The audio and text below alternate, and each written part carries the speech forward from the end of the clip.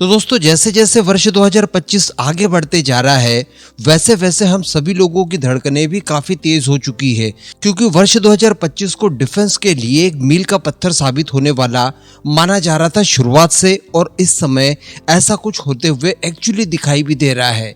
ये वही साल हो सकता है जब हम लोग एक नहीं बल्कि दो तरह के इंजन्स की एक साथ डील कर सकते हैं, जिसके तहत अमेरिकन इंजन और एमका फाइटर जेट के लिए फ्रांसीसी इंजन एकदम नए सिरे से भारत के अंदर बनेगा। तो वहीं पर हमारे कुछ जो ऑनगोइंग प्रोजेक्ट थे वो भी एक बड़े माइलस्टोन को छूने के लिए पूरी तरह से तैयार हैं।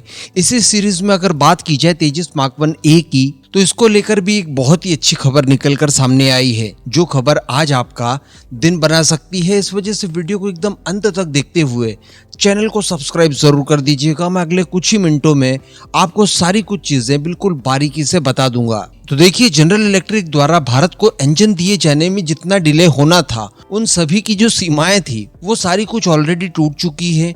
वैसे इसमें 2 सालों से ज्यादा का डिले हो चुका है। अब हम जानते हैं कि चाहकर भी जनरल इलेक्ट्रिक इनके अंदर डिलेज नहीं कर सकता, अंततः उसे इंजन्स की सप्लाई करनी ही करनी है।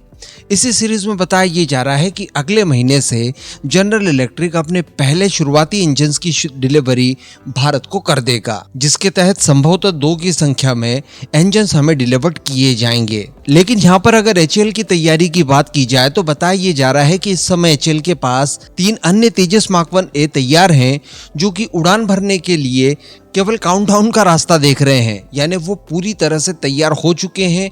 इवन अपने उड़ान परीक्षण भी पूरे कर लें इसके लिए भी तैयार हो चुके हैं।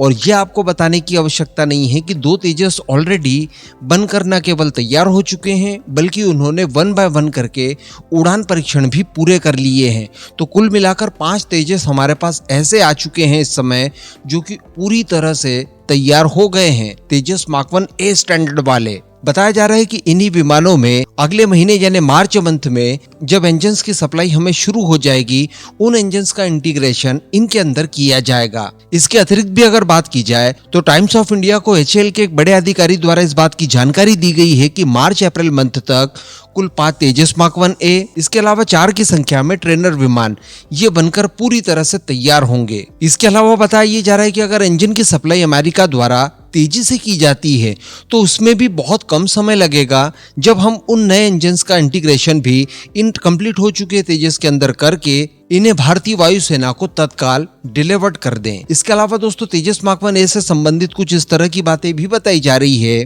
कि तेजस मार्क 1A के साथ जितना भी हाईटेक इलेक्ट्रॉनिक वॉरफेयर सिस्टम था या फिर जो इजरायली रडार सिस्टम का इंटीग्रेशन वगैरह था, जिसमें कुछ प्रॉब्लम्स भी आई थी बीच में, इन सभी चीजों को न केवल शॉर्ट आउट कर लिया गया है, बल्कि ये पूरी तरह से कंप्लीट हो चुका है और रेडी टू डिलीवरी इस क्षेत्र में ये हो चुका है। इसके साथ साथ HAL द्वारा तेजस के अगले परीक्षणों के लिए बाकी की बची हुई तैयारियों को भी पूरा किया जा रहा है, जिसके तहत तेजस मार्क 1A से पहली बार हथियारों का परीक्षण किया जाएगा, जिसमें अस्त्र मिसाइल को पहली बार तेजस मार्क 1A से फायर किया जाएगा। इसके लिए बताया ये जा रहा है कि जो पहला तेजस मार्क 1A जिसने पिछले साल मार्च मंथ में उड़ान भरी थी, उसी तेजस का इस्तेमाल किया जाएगा और उसी के साथ हथियारों के परीक्षण शुरू करवाए जाएंगे। इसके अलावा इंजन की जो सप्लाई है इसमें भी तेजी आने के संकेत दिए गए हैं, जैसा कि HAL के ही अधिकारियों द्वारा टाइम्स ऑफ इंडिया को बताया गया। इन्होंने कहा कि देखिए, अगले महीने से तो हमें ये लोग इंजन की डिलीवरी शुरू करेंगे। इसके बाद बताया जा रहा है कि वर्ष 2026 में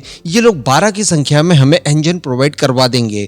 उसके बाद बताया ये जा रहा है कि 20 की संख्या में लगभग हर साल ये लोग हमें इंजन डिलीवर्ड कर देंगे। तो बताया जा रहा है कि इसी आधार पर तेजस मार्क 1A के प्रोडक्शन की जो रेट है उसे भी ये लोग बढ़ाते जाएंगे, यानी 20 विमान प्रति वर्ष, फिर 24 प्रति वर्ष और अंततः 30 विमान प्रति वर्ष भी ये लोग बनाने के लिए अपने आप को तैयार कर चुके हैं, केवल और केवल इंजन की सप्लाई इन्हें समय पर होती रहे। तो बस अब सारी जिम्मेदारी अमेरिका की जनरल इलेक्ट्रिक के हाथों में है। उसके ऊपर ही अब बाकी की चीजें निर्भर करेगी कि तेजस परियोजना आगे किस ओर चलेगी, क्योंकि HAL की यहाँ पर अगर प्रासंगिकता को देखा जाए तो उन्होंने किसी तरह की कोई कमी इस तेजस परियोजना के लिए मेरे हिसाब से तो नहीं छोड़ी।